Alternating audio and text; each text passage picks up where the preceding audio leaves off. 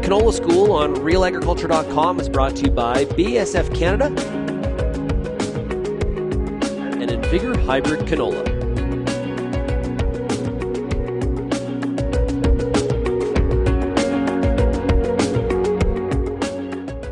I'm Amber Bell and this is Real Agriculture, here today for an episode of Canola School with Jennifer Otani, who is a field crop entomologist with Agriculture and Agri-Food Canada.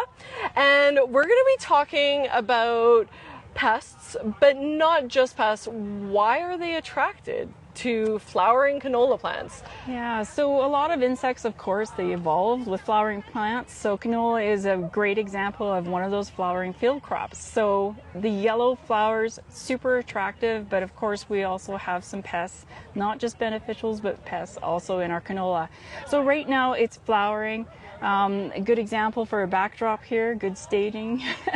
But it's a really attractive time because what we have on the plant are buds, we also have flowers, and we have now the newly developing pods. And so what we find is that we've got a lot of vegetative material that's very appealing to a lot of insects. So we've got insects that are like our sucking insects, like Lygus and aphids, lots of material to be feeding on. Lygus in particular like that newly rapidly developing tissue, so they really love buds. They really like developing pods, but also the developing seeds inside. But then also we have our chewing insects, so things like diamondback moth, which are now larvae, and also our Bertha armyworm, which are going to be the larvae. So those chewing insects, lots of vegetation, but also now some really critical plant parts that really need to be protected and monitored. You mentioned that they really like yellow, the color yellow. Why is that? Yeah, so it's interesting. There's been a lot of work with some of our herbivorous insects. And yellow is just a very attractive, both for the UV, the reflectance and everything. And of course, ultimately what we're talking about is pollen and nectar. So it's just a real good indicator of here's some food, here we are, come and get us kind of thing. And canola at one time did depend on insect pollination, right? And so it's very natural that the flower is going to be very attractive to them. Does the smell have anything to do with why insects go for a certain crop? You know, that's a great question. A lot of insects are very sensitive to smell. For many of our insect pests, sometimes it's the flowering, sometimes. For some of our big economic pests, it's not necessarily the smell, it's more the staging and the vegetation and the quality of those plants that actually matters more. But you're right, there are some insects that are super sensitive. We hear about these bees being trained to actually do drug sniffing, right, in airports. Yeah. Oh. So it's super sophisticated systems. We take them for granted, I think. Right. What can growers do? So first of all, how and what should they be scouting for right now? Yeah. In this flowering stage and as we go into pod filling as well. Yeah. And yeah, let's start with that. How and what should they be scouting for? Yeah, so you know, at this stage in the game, what's really important is some vigilance. Usually when the canopy is this tall, we're talking about a sweep net, especially when we're dealing with Lygus. Diamondback, you actually need to be pulling plants and tapping them out, but a sweep net will tell you if they're there in large numbers or small. But always make sure you're using the recommended monitoring method, because there are established economic thresholds for some of these insect pests that depend on you sampling a certain way so that you can be confident in whether or not you're making a control decision. So right now, we're actually just working on our annual canola survey of the piece. So our teams are out with sweep nets. Very cheap, efficient, but you need to sample at a few places in the field.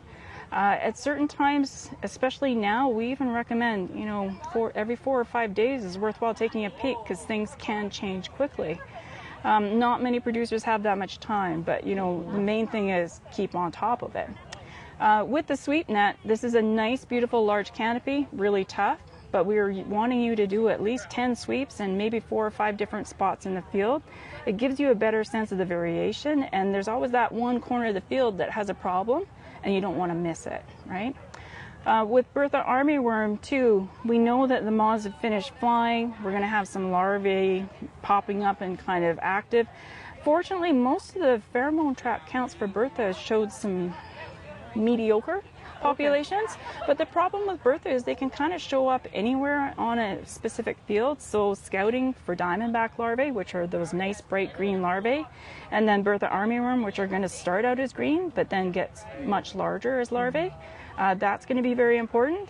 Lygus, of course, very important. Cabbage seed pod weevil now too. We really have larvae kind of in pods now, so you're not going to see much for adults, but I know Alberta Agriculture has been reporting and putting up on their live maps there are some higher densities, especially in southern Alberta. So that's a pest that those folks are dealing with. Probably the most pressing one for our region in the Peace and probably in other parts of Western Canada is grasshoppers right now. So for many weeks, the provincial entomologists have been, please be scouting. Remember, it's nymph hatch. We've got nymphs out. Well, now we're transitioning into those adults. So they're fledgling adults that are now a lot harder to manage. So really urging growers to be out. The field edge is really important. The ditches are a good indication. And in fact, it's a per meter squared that you need to be assessing. But, really urging people to be out. Ironically, many of the counties are mowing the grassy ditches, which are great habitat for grasshoppers, but in doing so, it's actually then changing where the pushing grasshoppers them into the fields. Yeah, so your field edge is really important to keep an eye on, and then really be paying attention to nymphs versus adults. The real challenge with grasshoppers is once you start to get adults, then they're really hard to manage because they're flying, right? But it is kind of a critical stage because we know that grasshoppers, if there's nothing else to eat, they will move up and feed on the leaf matter, and they will actually start to feed on some of those pods. So, stay on top of it, please. Right, and how do you scout for Lygus bugs and, some of the larvae of the moths? Yeah, so with Lygus, we're usually recommending at least 10 sweeps and at least 5 spots in a field of canola. If you have to make some hard choices in terms of your time management, then try and do more sweeps, not less. More spots, not less. And then it's really a comparison to a threshold that is converted to a per 10 sweeps value. There are really good, well-established economic thresholds. We really want people to be going to Alberta Ag's website. The Prairie Pest Monitoring Network also has all of the thresholds for Lygus, so please use those references. The sweep net, when we see the diamondback larvae in there, then that's time where I turn around and say, okay, we've got to pull plants. So usually what you're doing is you're pulling plants in a 12-inch by 12-inch area, carefully bringing them out and tapping them out on a white surface or some sort of surface so you can count the number of larvae. And again, there's well-established thresholds to compare your counts to. And with diamondback larvae, we're starting to be in a kind of critical stage because the larvae are what causes the economic damage, and it's the larval feeding, especially on the exterior of the pods, that is really serious.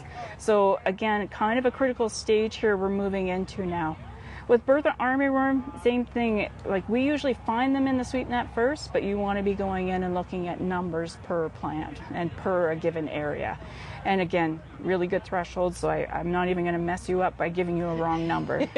Yeah. Well, that's terrific. Finding them, and I think following up, I guess the other thing I do want to just really emphasize, remember that we do have a lot of pollinators. So if you do happen to have those bee boxes on your quarters, be communicating with your beekeeper. Usually they're very aware of the pressures for producers, but communicating and making sure that they're aware, and if some control is needed, then to be managing it. That's a really good note. Yeah.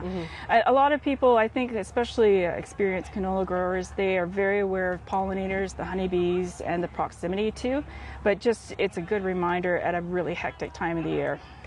Terrific. Well, thank you so much for joining us. Thanks. And that was Jennifer Otani on Real Agriculture. Thanks so much.